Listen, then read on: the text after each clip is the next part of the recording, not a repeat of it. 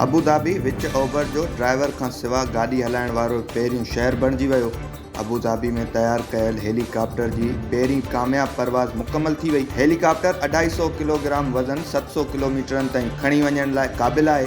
Abu Dhabi हुकूमत ऐलान कयो आहे त जहाज़ ज़रिए मुसाफ़िरनि खे पहुचाइण लाइ इस्तेमालु कयो वेंदो। जहाज़ जो जदीद हाइब्रिड इंजन उन खे बिजली ऐं तेल सां उॾामण में मदद कंदो। जॾहिं त जहाज़ मुकमल तौर ते अबू धाबीअ में तैयार कयो वियो आहे। उन खां अलावा ड्राइवर खां सिवा गाॾियूं हाणे अबू धाबीअ में हलण लाइ तैयार आहिनि, जिन जी बाक़ाइदा कमर्शियल सर्विस पिणु शुरू कई वई आहे। ॿ मुख़्तलिफ़ चीनी कंपनियूं अबू धाबीअ में ड्राइवर खां सिवा हलण वारियूं गाॾियूं तैयार कंदियूं।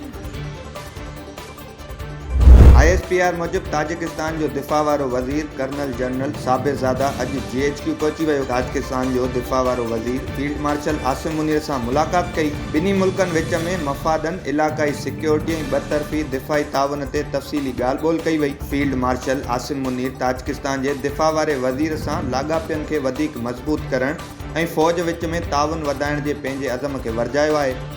ताजिकिस्तान जे दिफ़ा वारे वज़ीर पाकिस्तानी फ़ौज जी सलाहियतुनि ऐं इलाक़ाई इस्तेकाम समेत अमन जे किरदार ते तारीफ़ कई। फील्ड मार्शल आसिम मुनीर चयो त इलाक़ाई इस्तेकाम ऐं बहितरी लाइ गॾियल कोशिशुनि जी ज़रूरत आहे। पाकिस्तान दिफ़ा ऐं सिक्योरिटी ताउन खे वधाइण लाइ पुरज़म आहे।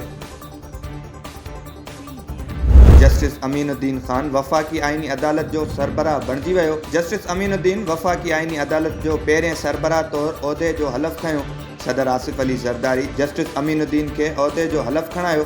जस्टिस अमीनुद्दीन खे रिटायरमेंट खां 15 ॾींहं अॻु वधीक 3 सालनि लाइ नए उहिदे सां नवाज़ियो वियो।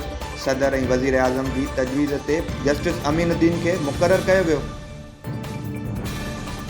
सेनेट में पाकिस्तान आर्मी, नेवी ऐं एयरफोर्स जी तरमीम बिल 2025 खे अक्सीरियत वोट सां मंज़ूर कयो वियो ऐं पाकिस्तान आर्मी तरमीमी बिल नायब वज़ीर आज़म ऐं परदेही वज़ीर इसाक डार पेश कयो। सेनेटर हुमायूं ऐं कामरान मुर्तज़ा बिल जी मुख़ालिफ़त कई।